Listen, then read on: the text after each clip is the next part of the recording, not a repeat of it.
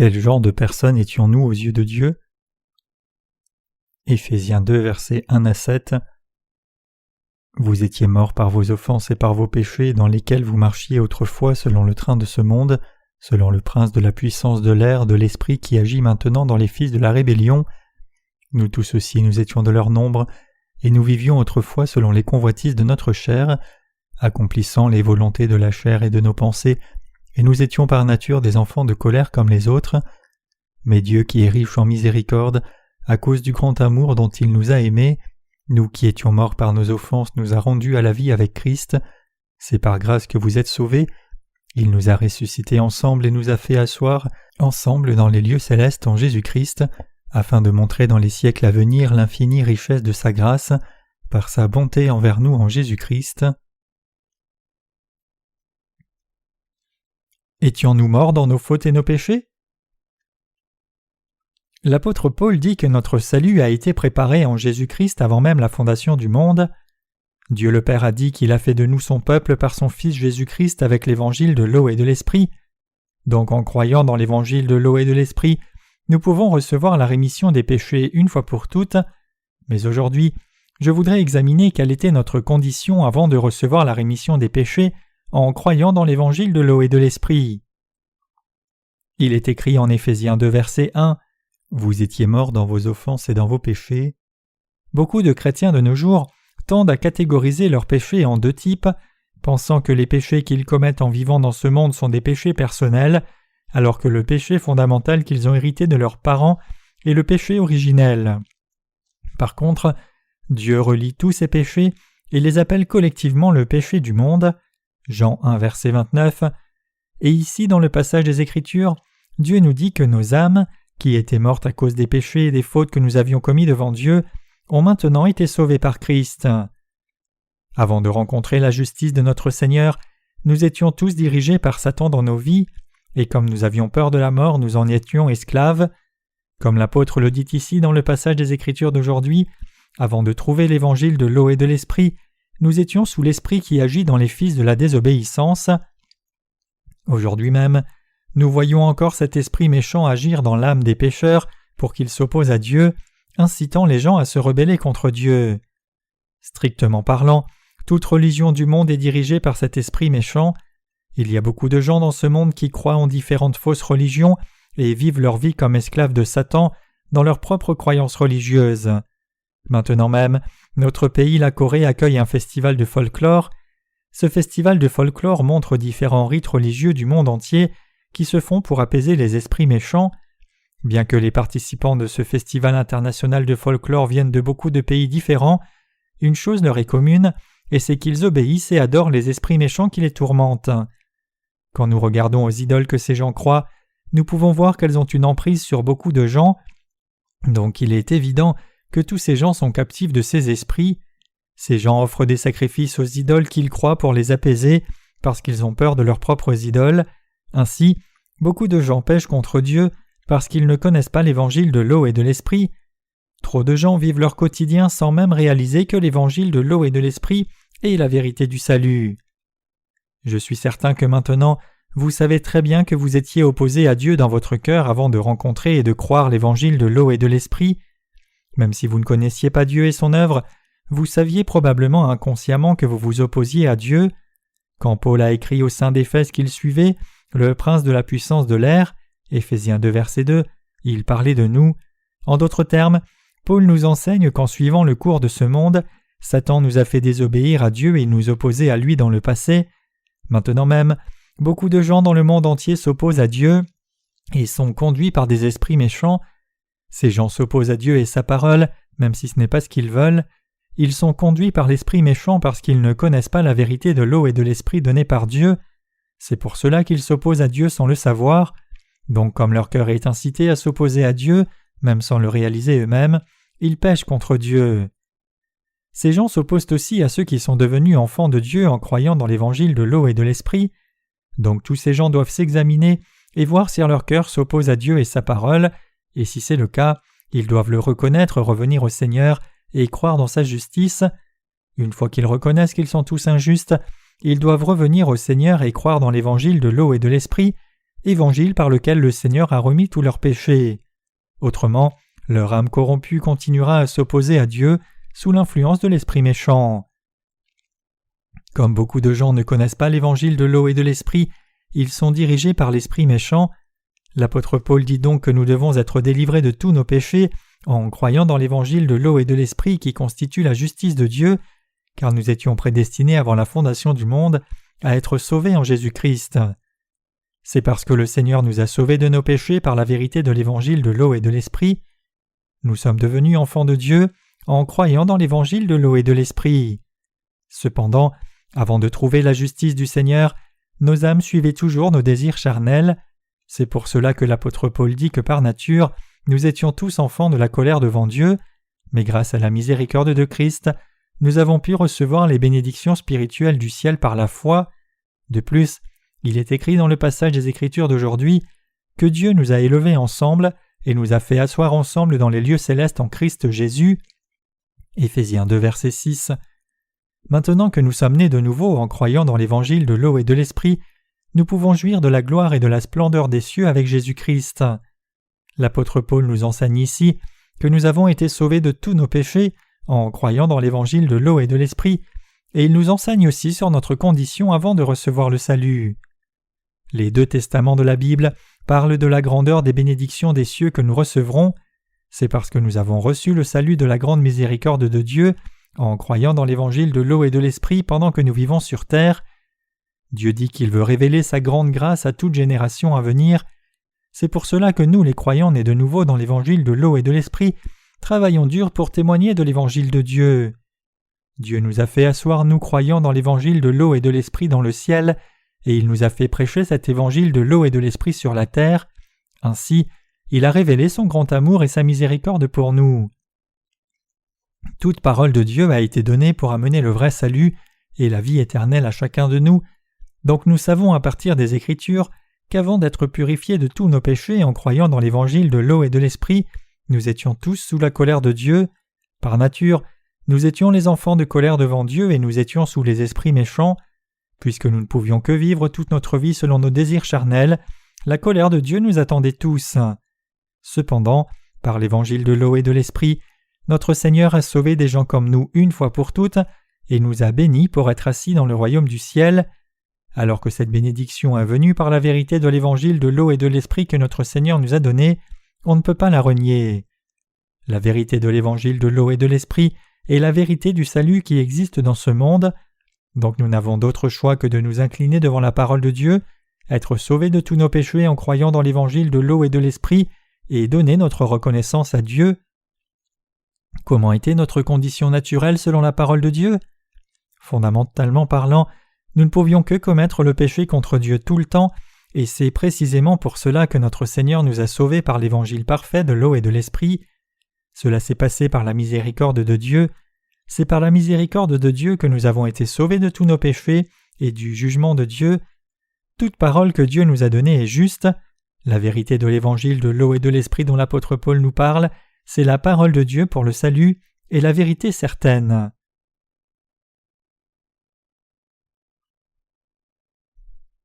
Quelle devrait être la bonne disposition de notre foi devant Dieu alors ?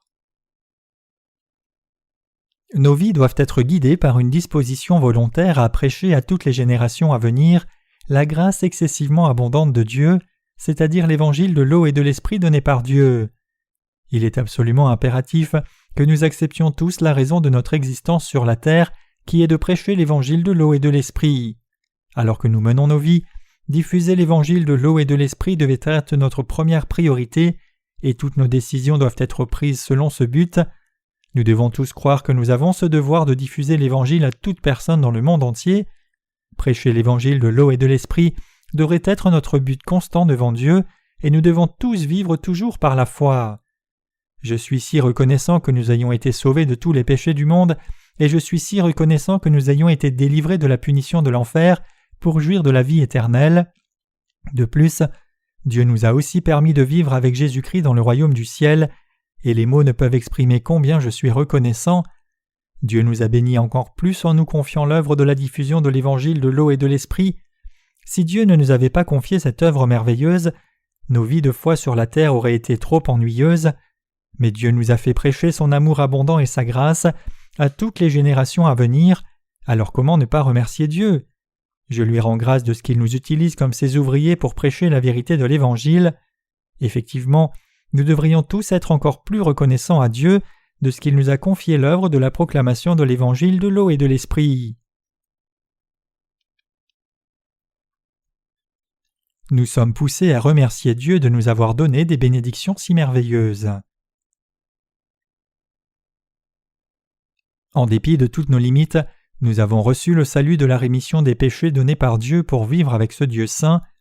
Quand nous regardons à la façon dont Dieu nous a fait asseoir dans le royaume des cieux pour nous revêtir de sa gloire, nous ne pouvons que le remercier. Il n'y a aucun doute sur le fait que nous, les croyants dans l'évangile de l'eau et de l'esprit, ayons reçu toutes ces bénédictions spirituelles des cieux. C'est selon la providence du salut que Dieu a préparé pour nous, et c'est sa bénédiction abondante.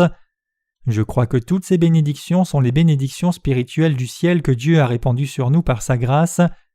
En tant que ceux qui croient dans l'évangile de l'eau et de l'esprit, nous n'avons pas d'autre façon d'exprimer notre joie que de donner toute notre reconnaissance à Dieu pour ses bénédictions. Les mots ne peuvent exprimer combien nous sommes réjouis. Nos vies sont maintenant remplies de l'amour de Dieu, sa grâce du salut et ses bénédictions. C'est pourquoi nous remercions Dieu et le louons pour son amour. Ayant ainsi reçu cette grâce du salut par la foi, nous ne pouvons douter de la fidélité du plan de Dieu, ni ne pouvons objecter à la parole de Dieu avec nos propres pensées. Nous pouvons seulement remercier Dieu d'avoir accompli son plan pour nous. C'est parce que chaque aspect de son plan était parfait. Donc nous ne pouvons nous-mêmes apporter aucun doute sur la prescience parfaite du plan de Dieu, ne serait-ce qu'un peu. Maintenant que nous avons été sauvés par l'évangile de l'eau et de l'esprit, en croyant dans l'amour de Dieu, nous devons tous consacrer le restant de notre vie à l'œuvre de Dieu.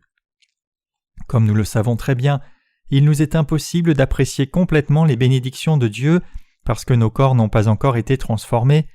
Cependant, dans nos cœurs, nous pouvons toujours apprécier combien c'est merveilleux que Dieu nous ait fait asseoir ensemble dans les lieux célestes. Éphésiens 2, verset 6, car nous croyons dans cette parole de Dieu.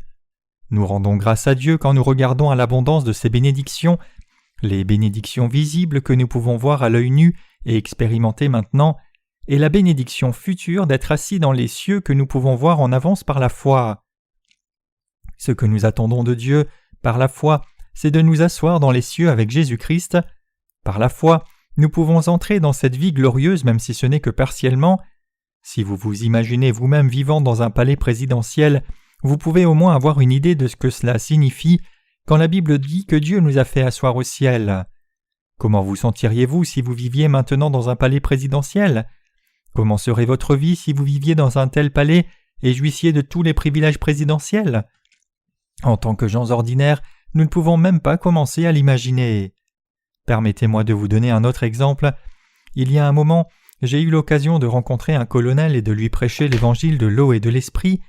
Selon lui, le rang de colonel est considéré assez haut dans l'armée, mais la plupart des civils ne pensent pas que les colonels ou même les généraux sont élevés. Dans l'armée cependant, quand quelqu'un est promu général, il y a des douzaines de privilèges qui accompagnent cette promotion. Ces privilèges sont si grands que cela vous rendrait envieux. Pour la plupart des civils, un général ressemble à un autre militaire puisqu'ils ne connaissent pas vraiment l'importance de sa position ni l'étendue de son pouvoir. Mais ceux qui le savent ont un regard élevé sur les généraux. Quand quelqu'un est promu colonel à général, pratiquement tout change pour lui, de son statut à sa maison, sa voiture, ses chauffeurs et des myriades d'autres choses. C'est pour cela que tant d'officiers militaires essayent d'être promus général. Nos bénédictions sont bien plus grandes que les généraux ou même les présidents. Quand la Bible dit ici que Dieu nous a fait asseoir ensemble dans les lieux célestes en Christ Jésus, Éphésiens 2, verset 6, cela parle des bénédictions que vous avez reçues en tant que saints et ouvriers de Dieu. En d'autres termes, Dieu parle de nous tous qui croyons dans l'évangile de l'eau et de l'esprit. Comme autre manière d'apprécier ce que le Seigneur veut dire quand il dit que Dieu nous a fait asseoir dans les lieux célestes, Éphésiens 2, 6, pensons à l'univers. Selon les scientifiques, l'univers est si grand qu'il y a beaucoup plus de galaxies qui se trouvent au-delà de ce que nous pouvons observer avec nos yeux.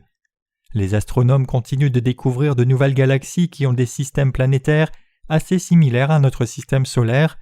Quand nous pensons à l'univers, nous pensons généralement que le Soleil est au centre de l'univers et toutes les étoiles et planètes tournent autour de ce Soleil, mais les scientifiques disent qu'il y a beaucoup plus de systèmes solaires en dehors de notre système, même dans notre propre galaxie, pour ne pas mentionner d'autres galaxies. Ainsi, comme l'univers est au-delà de notre compréhension, le royaume des cieux est aussi au-delà de notre imagination. Comme royaume éternel qui appartient à Dieu, il est impossible que nous comprenions ce royaume des cieux avec notre connaissance présente. Si Dieu a fait son royaume dans le ciel pour nous y asseoir, nous devons penser à combien cet endroit est vraiment glorieux, et nous devons croire dans son existence. Quand nous regardons la Voie lactée sur des photos ou dans les films, nous sommes captivés par sa beauté mystérieuse et étendue. Si nous imaginons une autre galaxie préparée pour nous, alors nous pouvons apprécier combien c'est glorieux et merveilleux que Dieu nous ait fait asseoir au ciel. Puisque Dieu dit qu'il nous a fait asseoir dans le ciel avec Jésus-Christ, il est absolument vrai que nous jouirons d'une gloire et splendeur inimaginables. Bien sûr, nous ne pouvons pas encore apprécier cela pleinement, mais cela ne signifie pas que ce ne soit pas vrai. C'est un fait indéniable que nous pouvons seulement l'apprécier par la foi. Dieu nous a bénis en dépit de nos limites charnelles. L'évangile de l'eau et de l'esprit est le don que Dieu nous a fait par sa grâce. Si nous avons été sauvés de tous nos péchés en croyant dans cet évangile de l'eau et de l'esprit, qui constitue la justice de Jésus-Christ, nous ne tomberons jamais dans le désespoir, quelle que soit la difficulté que nous rencontrons sur la terre. C'est parce qu'au-delà du salut donné par Dieu, il y a beaucoup de grandes bénédictions qui nous attendent. Donc même si la difficulté que vous vivez dans ce monde vous fait vous demander pourquoi votre vie est si misérable, pourquoi vous êtes si faible, et pourquoi vous ne pouvez pas être heureux comme n'importe qui, vous devez penser à la parole de Dieu qui dit qu'il vous a fait asseoir dans le ciel en Jésus-Christ, vous rappeler de la gloire que Dieu vous a donnée, et vivre avec l'assurance que la souffrance que vous vivez ne peut se comparer à la gloire dont vous jouirez à l'avenir. Il est juste pour nous tous de vivre par ce genre de foi.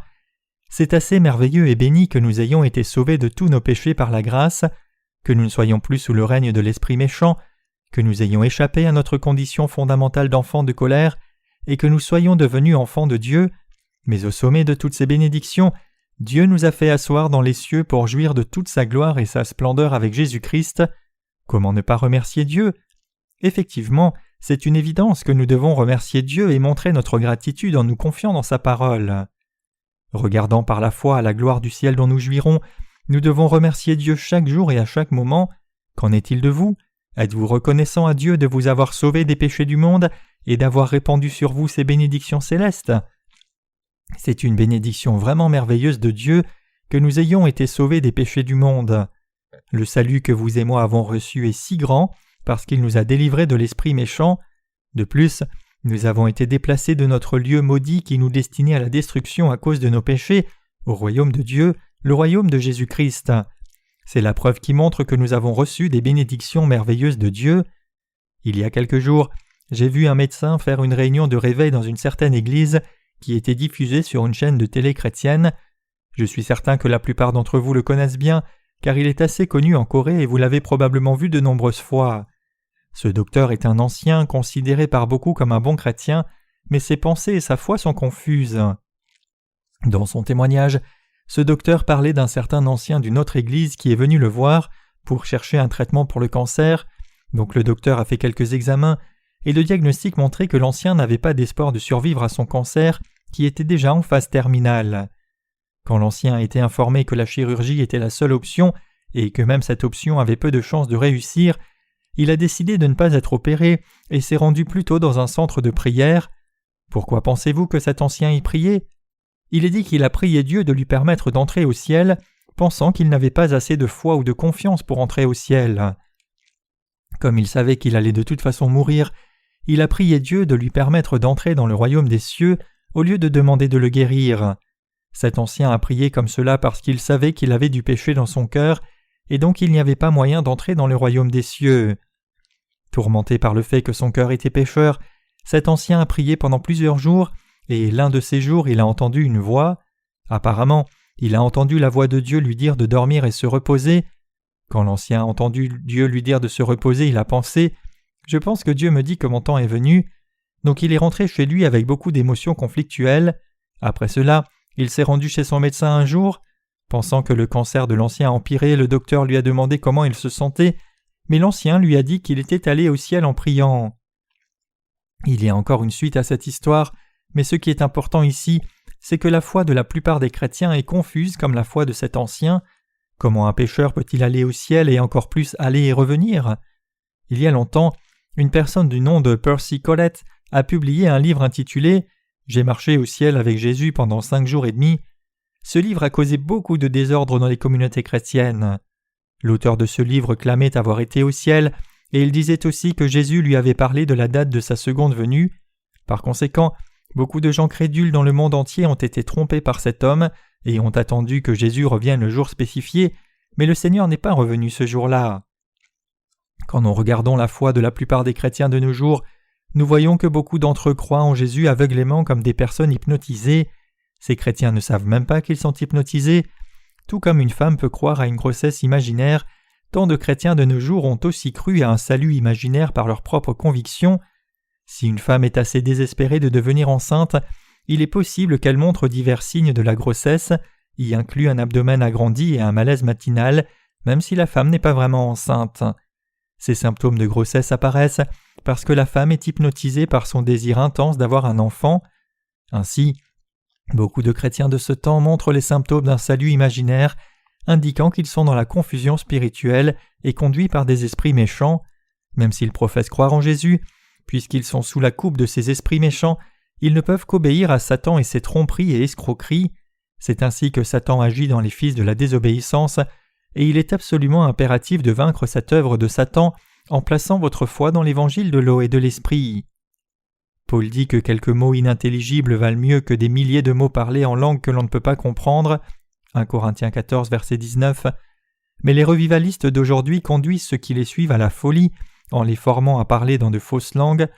Les faux miracles de la chair se produisent en ceux qui ne croient pas dans la justice de Dieu.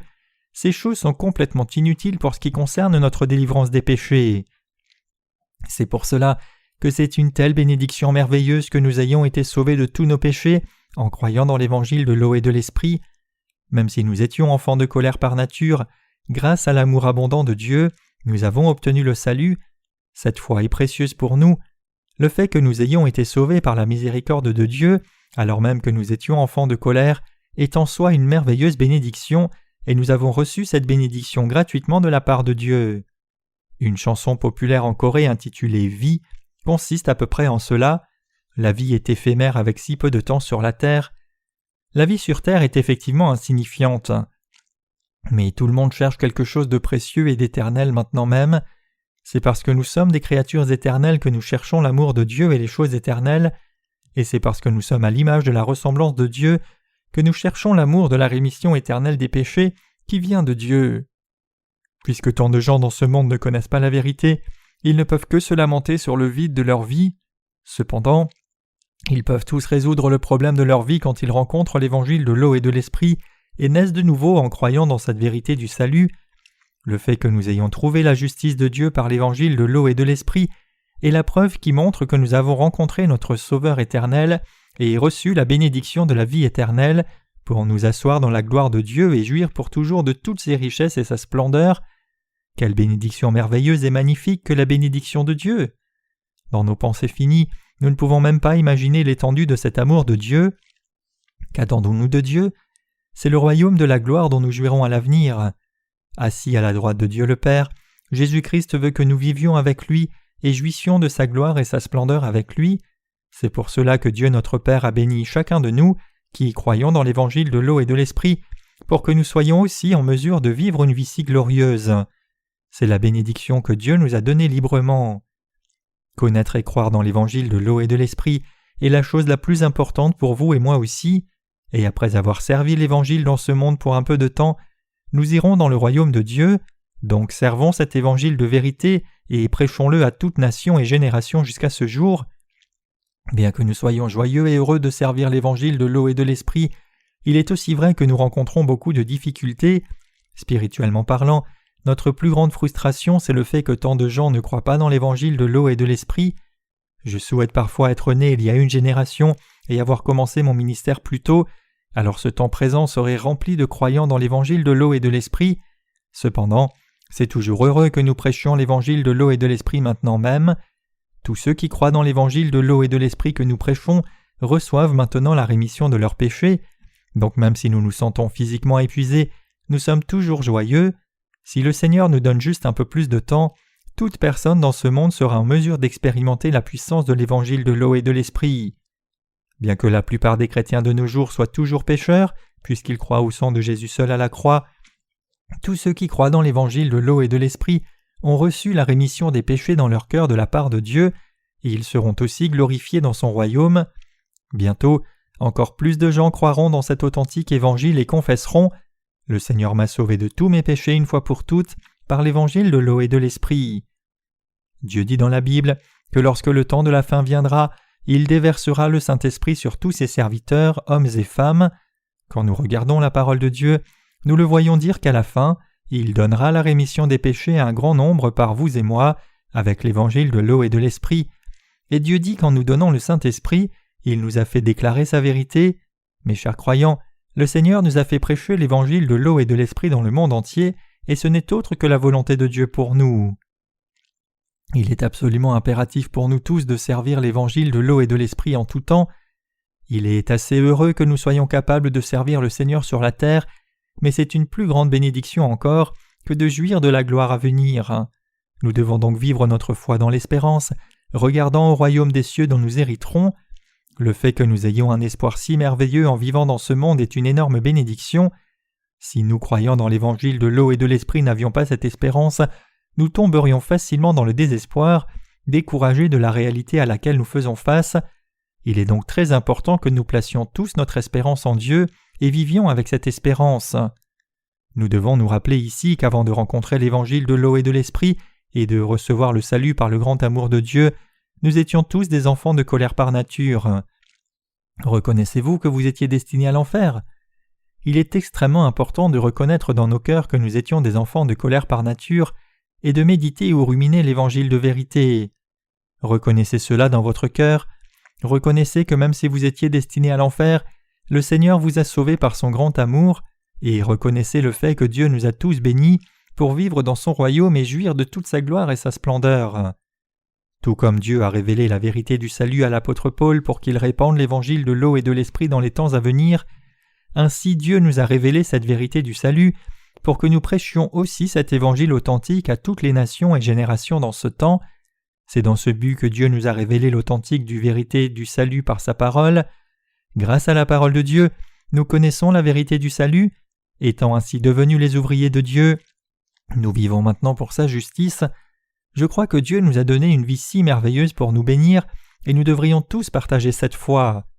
Mes chers croyants, l'évangile de l'eau et de l'esprit nous a permis d'avoir la puissance du Fils de Dieu sur la terre et de recevoir sa gloire à venir, et nous croyons tous dans ce véritable évangile de tout notre cœur.